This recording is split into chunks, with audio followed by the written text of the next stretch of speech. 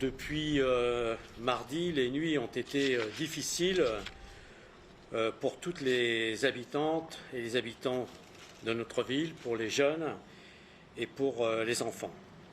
Les violences qui se sont déroulées depuis plusieurs nuits de suite après la mort de Naël sont inacceptables. Nous l'avons dit dès le départ, la violence ne conduit nulle part et elle affaiblit l'immense mouvement d'émotion qui entoure la famille et les proches de Naël, ainsi que l'exigence de justice que nous devons tous ensemble porter. Cette violence, nous le savons trop, pénalise en premier lieu les enfants, les jeunes et les familles de nos quartiers et tous les habitants de notre ville. Alors, aujourd'hui, avec l'équipe municipale, ceux qui ont pu se rendre disponibles assez rapidement, nous voulons remercier toutes celles et tous ceux qui ont contribué ces jours derniers à faire cesser ces violences et à en limiter les conséquences. La nuit dernière, il y a eu très peu d'incidents à Nanterre, dont l'un d'ailleurs, clairement, n'était pas lié à ces violences urbaines.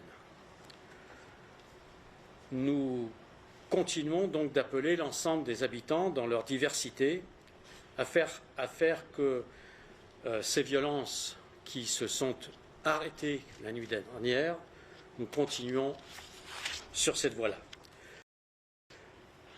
Nous souhaitons que justice soit rendue pour Naël et que l'appel à cesser les violences et les dégradations lancées par la famille de Naël, et notamment par sa grand-mère, soit entendu et respecté.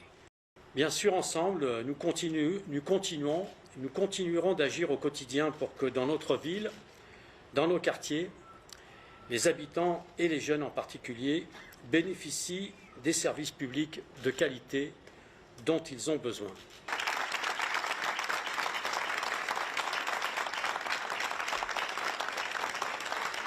Et en tout cas, pour l'instant, je crois qu'il faut rester sur cet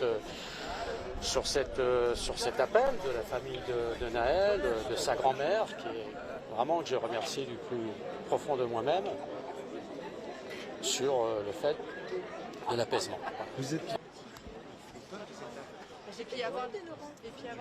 Ben si, moi je devais l'avoir en...